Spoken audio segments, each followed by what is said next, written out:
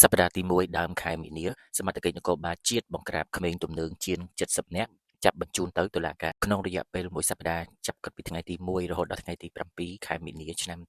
2026កម្លាំងសមត្ថកិច្ចនគរបាលជាតិនៅគ្រប់មូលដ្ឋានប្រតិបត្តិការដើម្បីអនុវត្តច្បាប់បង្ក្រាបក្មេងទំនើងចំនួន14ករណី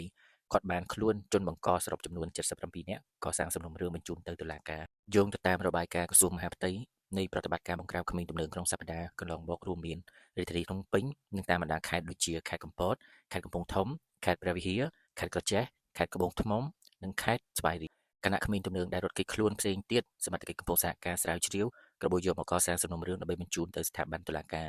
សម្ដេចមហាបវរធិបតីហ៊ុនម៉ាណែតនាយករដ្ឋមន្ត្រីប្រកាសណែនាំឲ្យអាជ្ញាធរមូលដ្ឋានអនុវត្តវិធានការក្តៅបង្ក្រាបក្មេងទំនើងដោយគ្មានការលើកលែងដើម្បីកសាងសំណុំរឿងបញ្ជូនទៅតុលាការចំណែកអាណាព្យាបាលសម្ដេចក៏ទទូចឲ្យយកចិត្តទុកដាក់អប់រំនិងតាមដានសកម្មភាពកូនចៅព្រមទាំងសហការផ្តល់ព័ត៌មានជូនសមត្ថកិច្ចនៅមូលដ្ឋានផងដែរវិធានការស្របតាមច្បាប់និងបទបញ្ជាដឹកនាំដ៏ខ្ពង់ខ្ពស់របស់សម្ដេចបវរធិបតីហ៊ុនម៉ាណែតនាយករដ្ឋមន្ត្រីនិងឯកឧត្តមអភិសន្ធិបណ្ឌិតសសុខាឧបនាយករដ្ឋមន្ត្រី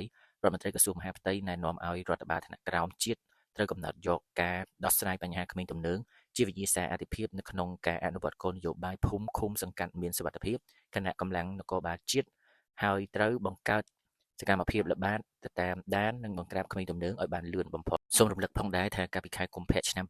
2026កម្លាំងនគរបាលជាតិបង្ក្រាបក្មេងទំនើងចំនួន104ករណីចាប់ឃាត់ខ្លួនជនបង្កចំនួន376នាក់បញ្ជូនទៅស្ថាប័នតុលាការដើម្បីផ្តន្ទាទោសទៅតាមបទល្មើសរៀងៗខ្លួន